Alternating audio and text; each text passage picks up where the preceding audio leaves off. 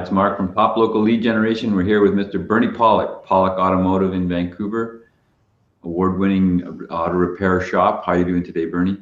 I'm good, really good. So we're going to talk about tire repair, which honestly is pretty basic. It seems like a simple task. What insights do you have for us today? Well, I've got a few. And first off, I mean, there are really two ways to repair a tire. There's the right way and the wrong way, which seems kind of obvious. But there's a lot of myths about tire repair. I mean, we see them frequently at our shop. People come in and go, hey, can you just plug my tire? And that is the wrong way to repair a tire.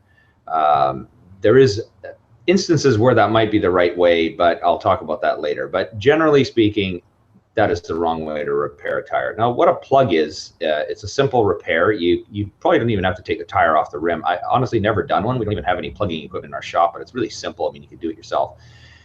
Most flat tires occur because you get a nail or a screw in the tire and pokes the tread. You can pull it out. You can stab a plug, which is basically a rubberized sort of stringy object. You can poke it in and trim the rubber bits off and put some air in the tire, and away you go, and the repair is done. So that's the simple plug. Cheap, easy, and it's what some people expect is the right way to repair a tire. So that sounds like that's fixed the problem. You've removed the nail, filled the hole, tire holds there. What more should be done? Well, what that misses is inspecting the inside of the tire, and it's a plug is never recommended by tire manufacturers for a couple of reasons. But really, when you have a flat, there's a few things you never know, whether the object that's gone in has caused further damage inside the tire, or whether the tire's been run low on air for a while. Frequently, and sadly, we have customers who they have a flat and they drive the car low on air for a while, and that's really hard on the tire sidewall. I'm going to share a couple of pictures with you, and just give me a second to get things going here.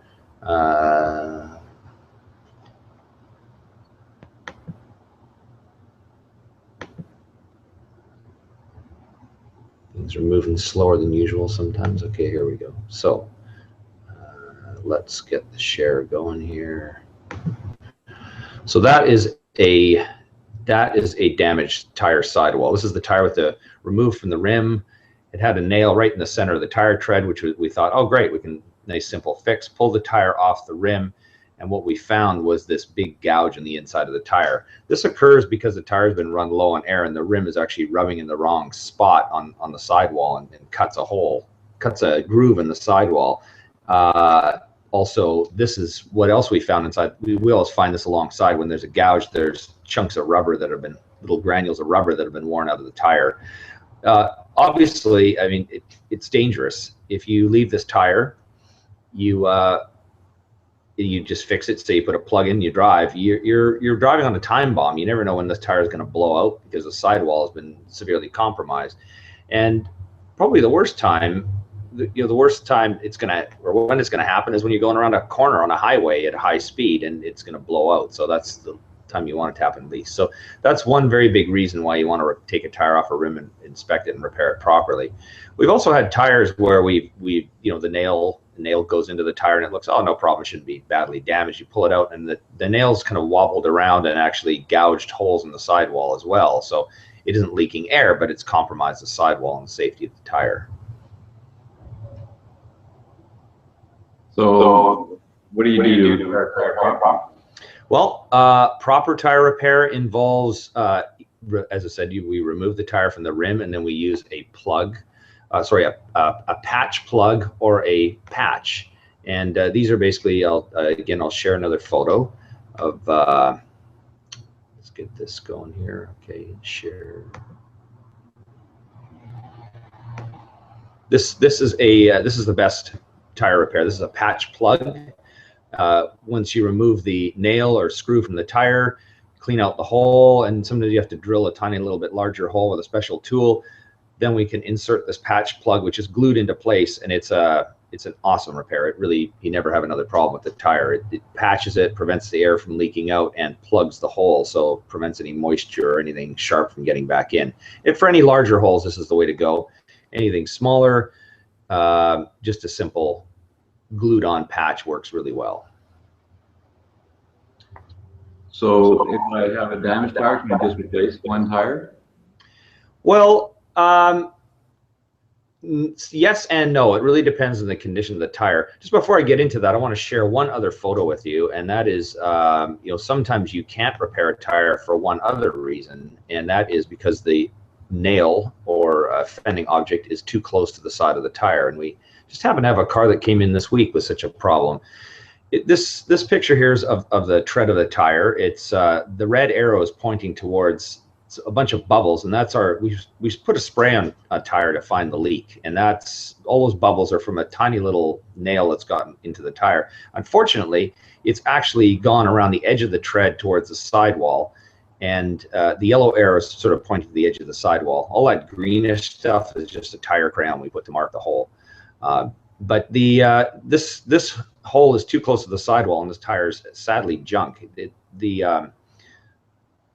In order to repair a tire, the nail or screw or whatever that's in the tire needs to be, probably an inch to the right of that yellow arrow to make it a safe repair. Once it's around the corner of the sidewall, there's too much flex and twist, and the patch or plug could come out. So in this case, and I'm just going to go back to myself here, just get the.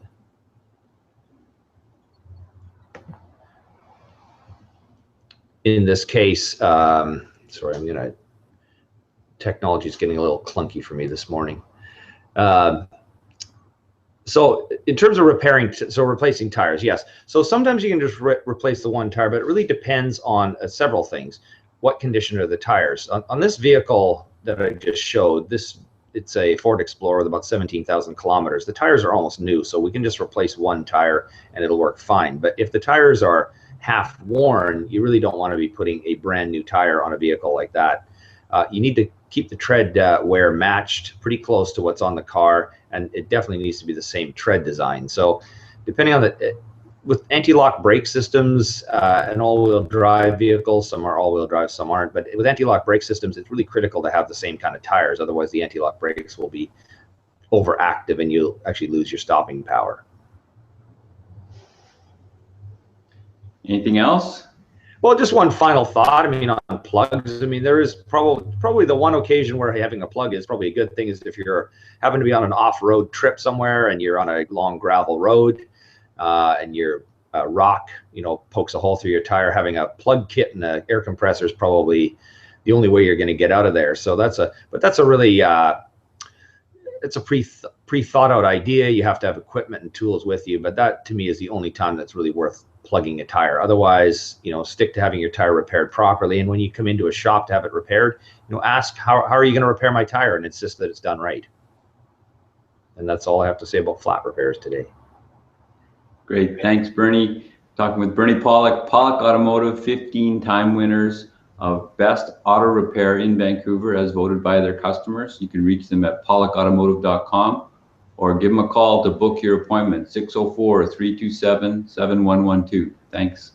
Thanks, Mark. Talk to you soon.